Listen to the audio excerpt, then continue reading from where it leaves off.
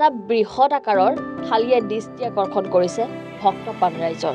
নলবাৰীৰ নানকাৰ ভৈৰাৰ 89 সংখ্যক ঘুলি সত্ৰৰ নাম কীৰ্তন মহোৎসৱত মাহ প্ৰসাদেৰে পূৰ্ণ হৈ পৰিছে এই বৃহৎ আকাৰৰ থালিটো। হাজোৰ ৰামদিয়াৰ কৈদৈতলাত নিৰ্মিত থালিটো অসমৰ ভিতৰতেই সৰ্ববৃহৎ থালি।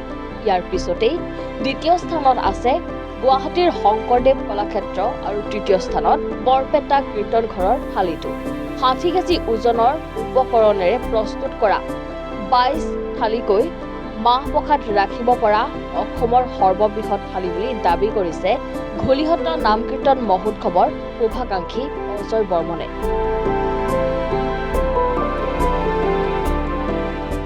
আমাৰ ঘুলিহট্ট নাম কীৰ্তন মহোৎসৱৰ সমূহ বন্ধ হ'ব।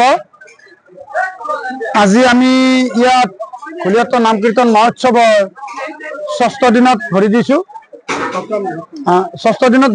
কিন্তু আজি আমাৰ সপ্তম দিন। ষষ্ঠ দিনৰ ইতিমধ্যে আমাৰ শেষ হৈ গৈছে। কথা হ'ল আজি আমাৰ সপ্তম দিনৰ শেষ নিশা। আমাৰ ইয়াত আজি আমাৰ ভকতৰ বাবে যি এসাঁজ চলি আছে ভোগ অৰ্থাৎ মহাপ্ৰসাদ খিচাৰি, ইয়াত আমি 10জন ৰান্ধনীয়ে 10টা থালিত খিচাৰি বনাই আছে ৰাতিপুৱাৰ পৰা। এতিয়ালৈকে আমাৰ 62 থালি হৈ গ'ল আৰু হয়তো 10-12 থালি লাগিব। কিন্তু কথা হ'ল এই মহান উৎসৱটোত আমাৰ যিটো মহাপ্ৰসাদ থোৱা থালি, আমাৰ একদম মোৰ বন্ধুবৰ জিন্তুমলি কলিতা হাজোৰাম দিয়া, তেখেতৰ মিছেছ নমিতা কলিতা আৰু মই নিজে অজয় বৰ্মন, এই তিনিওজনে থালিটো আমি দিছো। এই থালিটো অসমৰ ভিতৰত আমি য'ত বনাইছিলো হাজো কৰদৈতলাত, তেখেতে 3টা থালি বনাইছিল। প্ৰথমটো আমাৰ ইয়াত বুলি কৈছে যে সকলোতকৈ ডাঙৰটো আপোনালোকৰ, দ্বিতীয়টো হৈছে আমাৰ শংকৰদেৱ কলাক্ষেত্ৰ, তৃতীয়টো হৈছে বৰপেটা সত্ৰ। গতিকে অসমৰ ভিতৰত যিটো ডাঙৰ থালি সেইটো আমাৰ নানকাৰ ভৈৰা ঘুলি সত্ৰত আমি ইয়াতে দিছো। গতিকে এইখিনি কথা আপোনালোকক যথাৰ্থে জনালো যে অসমৰ ভিতৰত ডাঙৰ থালিটো আমাৰ ইয়াতে আছে। আপোনালোকক এইটো আমাৰ ভিডিঅ'ত দেখাব আমাৰ সাংবাদিক ডাঙৰীয়াই।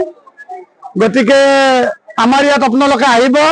আমাৰ মাঘী পূৰ্ণিমাৰ পৰা আমাৰ এই অনুষ্ঠানটো আৰম্ভ হয়, 7 দিনীয়া অনুষ্ঠান। শেষৰ দিনা আমাৰ ইয়াত লগ লাগি মহাপ্ৰসাদৰ ব্যৱস্থা কৰা হয়। সকলোৱে লগে ভাগে আমি এসাঁজ খিচাৰি অৰ্থাৎ মহাপ্ৰসাদ আমি গ্ৰহণ কৰোঁ। এতিয়াও হাজাৰ হাজাৰ লোকে খাই আছে, সেইটো আপোনালোকে চেনেলত পাব। গতিকে বিশেষ মই নকওঁ, আমাৰ সম্পাদক ডাঙৰীয়া এই উৎসৱৰ দুআষাৰ ক'ব বিচাৰিছে, তেখেতক মই মাইক্ৰফোনটো আগবঢ়াই দিছো। আমাৰ এই থালিটোত 60 কেজি থালিৰ ওজনত 22 থালি মহাপ্ৰসাদ ধৰে। কৰবাত যদি ইয়াতকৈ বেছি ধৰা আছে নাজানো। আমি য'ত বনাইছো কৰদৈতলা হাজোৰাম দিয়াত, তেখেতে কৈছে এইটো অসমৰ ভিতৰত প্ৰথম থালি আপোনালোকে মোৰ পৰা নিলে। কৃষ্ণ। নলবাৰীৰ পৰা প্ৰণৱজ্যোতি কলিতাৰ ৰিপৰ্ট, এনি ভাৰত 24।